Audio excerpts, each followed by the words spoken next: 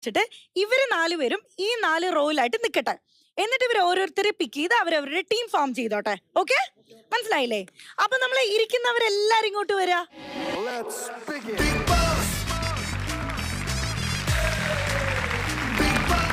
Yes captains, അപ്പൊ തുടങ്ങല്ലേ?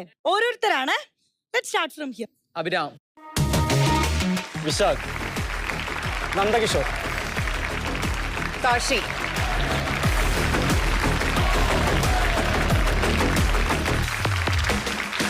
പ്രണവ്,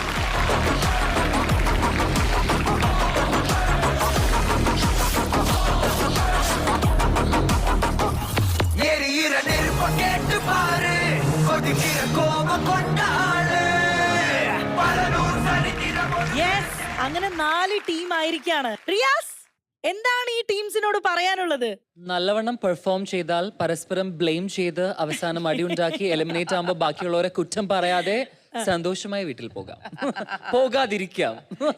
ഒരു വീട്ടിൽ ഒന്നെങ്കിൽ ബിഗ് ബോസ് വീട്ടില് അല്ലെങ്കിൽ നിങ്ങളുടെ സ്വന്തം വീട്ടില്. Exactly. So good luck with everything, guys. Ranjini ചേച്ചി, ഇവര് എന്തിന്റെ ബേസിസിലാണ് അവരവരുടെ ഫേവറേറ്റ് ആയിട്ടുള്ള പേഴ്സൺസിനെ എടുത്തേന്ന് അങ്ങനെ എന്തെങ്കിലും തോന്നുന്നുണ്ടോ? ഐ മീൻ ഞാനാണെങ്കിൽ തീർച്ചയായിട്ടും ഒരു സർട്ടൻ എമൗണ്ട് സ്ട്രാറ്റജി യൂസ് ചെയ്യും. ഒരു ബാലൻസ്ഡ് ആയിട്ടുള്ള ചില സ്ട്രെങ്ത്തിന് വേണ്ടി സ്ട്രെങ്ത്, മെന്റൽ എബിലിറ്റിക്ക് വേണ്ടി മെന്റൽ എബിലിറ്റി, ഒരു ഇമോഷണൽ ബാലൻസിന് വേണ്ടി അത്, കുറച്ച് അഗ്രഷൻ, ഒരു ബാലൻസ്ഡ് ആയിട്ടുള്ള മിക്സ് ആയിരിക്കും ഞാൻ സെലക്ട് ചെയ്യുക. ഐ എം ഷുവർ ക്യാപ്റ്റൻസിന് അതിൻ്റെതായിട്ടുള്ള